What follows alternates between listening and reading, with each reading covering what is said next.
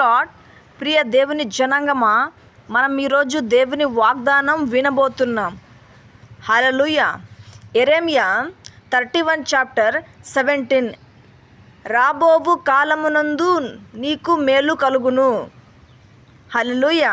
యేసయ్య మనకి ఇక్కడ ఏం చెబుతున్నాడంటే సక్సెస్, హల్లెలూయా, ఆశీర్వాదం, హల్లెలూయా.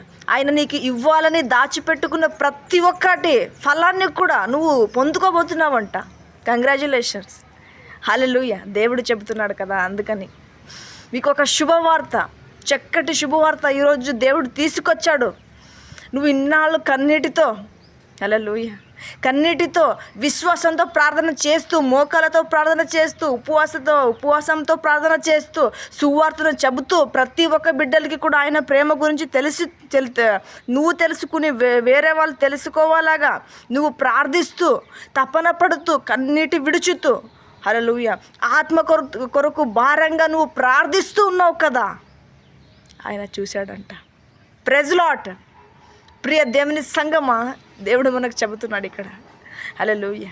ఇన్నాళ్ళు నువ్వు కష్టపడావు కదా, నీకు ఫలాన్ని ఇవ్వబోతున్నాడంట. హల్లెలూయా. ఇన్నాళ్ళు నువ్వు వెయిట్ చేస్తున్నావు కదా, ఎప్పుడు ఇస్తాడో ఆయన అని నువ్వు ఎదురు చూస్తూ, హల్లెలూయా, ఆయన ఎప్పుడైనా ఇవ్వని, నేను ఆయన కొరకే నిలబడతానా అని నువ్వు ఆశతో, ధైర్యంగా, ఎవరు నీ దగ్గర లేకపోయినా నువ్వు ఒక్కదానివే ముందుకు సాగుతున్నావు కదా. హల్లెలూయా. ఆయన పేరు యేసు నామములోనే నువ్వు నడుచుకుంటూ అదే దారిలోకి నువ్వు వెళ్తున్నావు కదా. ఇబ్బందికరమైన దారి అది, అయినా కూడా యేసయ్య నా తోడున్నాడు, హల్లెలూయా, నా తోడుగా, నా నీడగా ఉన్నాడు అని నువ్వు వెళ్తున్నావు కదా. ఆయన నీకు ఒక మాట చెబుతున్నాడు.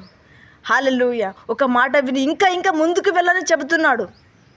మళ్ళీ వెనక్కి చూడకు. మళ్ళీ హల్లెలూయా. ఆయన ఏం చెప్తున్నాడంటే విని ఇంకా ముందుకు వెళ్ళని చెబుతున్నాడు. నీకు ఒక చక్కటి శుభవార్త, ఒక తీయని మాట ఆయన చెబుతున్నాడు. నువ్వు ఫలాన్ని పొందుకోబోతున్నావు. హల్లెలూయా. నువ్వు ఆశీర్వాదాన్ని పొందుకోబోతున్నావు అతి శీఘ్రంలోనే. హల్లెలూయా. నీ ఆశీర్వాదం ఎవ్వరి వల్ల విడదేయం కాదు. హల్లెలూయా. ఎవ్వరు కూడా దాచుకోరు, సాతాను కూడా కుట్రగించడు, ఎందుకంటే అది నీ ఫలం. నువ్వు కన్నీటితో, కష్టాలతో, మోకాలతో, హల్లెలూయా, నీ కన్నీటి ఒక్క చుక్కని కూడా ఆయన రాసి పెట్టుకున్నాడంట. ఈ చుక్కకి, ఈ కన్నీటికి, నా కొడుకుకి, నా కూతురికి ఇది ఇవ్వాలి అని ఒక్కొక్క చుక్క కూడా ఆయన రాసి పెట్టుకున్నాడంట. అది ప్రతి ఒక్క చుక్కకి కూడా